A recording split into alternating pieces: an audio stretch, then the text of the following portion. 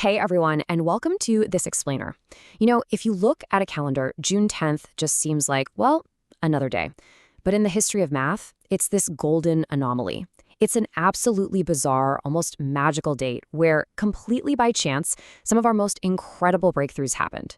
We're talking about brilliant minds across different centuries and totally different countries who unlock secrets that literally built the world we live in today. So let's just jump right in and meet them. Right, so here is our timeline. Year 940, the stars. Year 1836, the spark. And year 1885, the symmetry. Separated by hundreds of years, but on this exact calendar date, three incredible detectives found patterns hidden inside absolute chaos.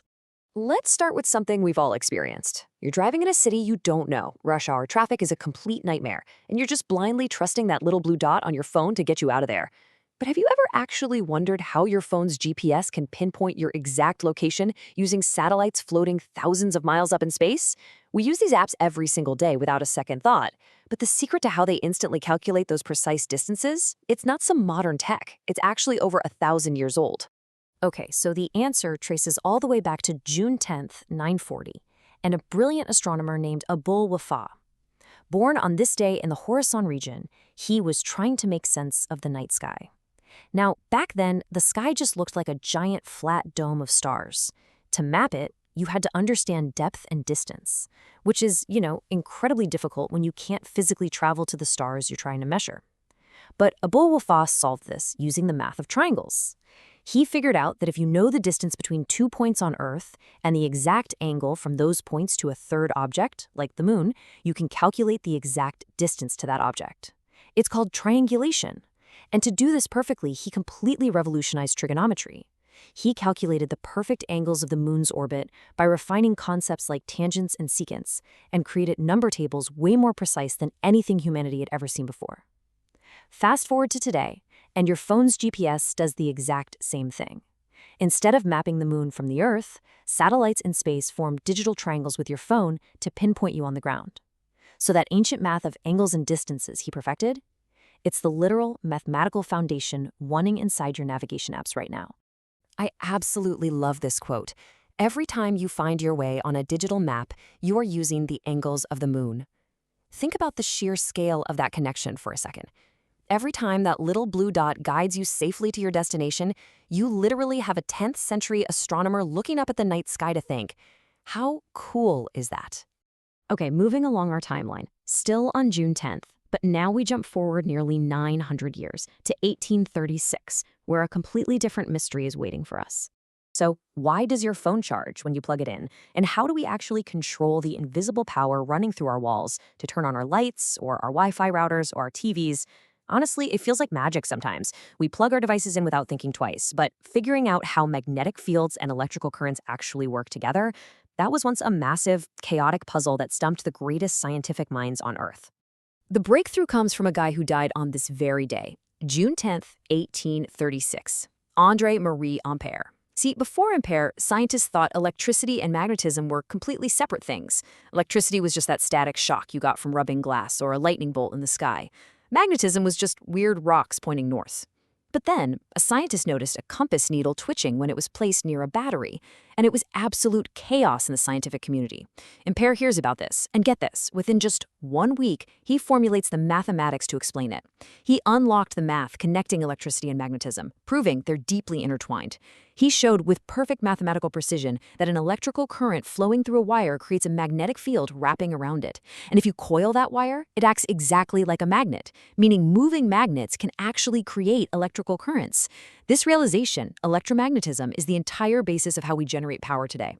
Power plants, electric motors, that charging cable for your phone, they all run on the rules he wrote. He proved that the invisible forces of electricity and magnetism aren't separate at all. They are just two sides of the exact same mathematical coin. His equations literally sparked the electrical revolution of the 19th century. His legacy is so huge that we actually measure electrical current in amperes or amps today. So yeah, whenever you buy a charger and look at the amps, you're looking directly at his name. All right, still on this same incredible date, but skipping ahead to 1885, the final puzzle. We meet our last mathematical detective in Switzerland, who looked at the world in a beautifully different way. Did you know that the repeating patterns in modern video game graphics, the design of your smartphone interface, and the beautiful mosaics inside ancient palaces actually share the exact same hidden skeleton? Take a second to process that. Whether you're looking at a complex digital fractal rendered on a screen or an intricate tile pattern on a 1,000-year-old wall, perfect symmetry isn't just some artistic choice. It can actually be cracked like a code. Born on June 10, 1885, Andreas Speiser was the genius who cracked that visual code. He realized that designers and artists throughout history were subconsciously using the rules of something called group theory to create flawless ornaments. Now, I know group theory sounds super intimidating, but just think of it as the mathematics of symmetry. It's not about counting numbers like 1, 2, or 3. It's about transformations. It's the study of how you can take a shape, rotate it, flip it, or slide it around, and have it still look completely unchanged and perfectly balanced. It's kind of like looking through a kaleidoscope. As you twist it, the pieces move, but the overall pattern remains beautifully symmetrical. Speiser proved mathematically that there are strict limits and distinct groups of ways you can tile a flat surface without breaking that symmetry. He showed that ancient Egyptian artists and Islamic mosaic creators were, without even realizing it, practicing incredibly advanced math to make their art. And today, modern graphic designers and video game developers rely on those exact same principles of perfect symmetry to make repeating textures and expansive digital worlds look seamless. He showed us that art and math are speaking the exact same language. Mathematics is the secret source of all art and perfect symmetry. What a profound thought. Speiser proved math isn't just numbers rigidly printed on a textbook page. It is literally the fundamental hidden architecture of beauty itself. So let's bring it all together. Every person we met in this explainer today, across vastly different eras, asked the exact same question.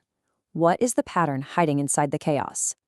Abu Awafa found patterns in the stars all the way back in 940. André-Marie Ampère found patterns in invisible energy in 1836. And Andreas Speiser found patterns in art and beauty in 1885. Different centuries, different countries, but one shared mission: to understand the universe around us. Because they followed their curiosity and asked those questions, our world today has GPS mapping, electricity, and seamless digital design. They pulled back the curtain on the universe, and it gave us the modern world. So my final question to you is this: what hidden pattern in our modern, chaotic world will the next great mathematical detective uncover? What incredible secret will we discover next? Because at the end of the day, chaos is really just a pattern waiting to be discovered.